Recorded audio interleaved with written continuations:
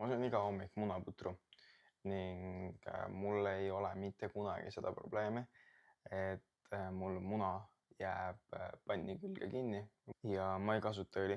Mis ma teen, on see, et mul on niisugune väike pott, kus ma siis valmistan enda munavalget. Ma ei sega teda, ei mitte midagi. Kõik, mis ma teen, on see, et ma lasen tal algul olla suurel kuumusel, seejärel panen kuumust väiksemaks ja kui näen, et hakkab valmis saama, siis ma lihtsalt tõstan ta tuliselt pliidilt kõrvale, lasen tal seista mõnda aega, senikaua kui niimoodi on teised asjad valmis, enda võileivad või siis pesen nõusid natukene. Ja siis ma võtan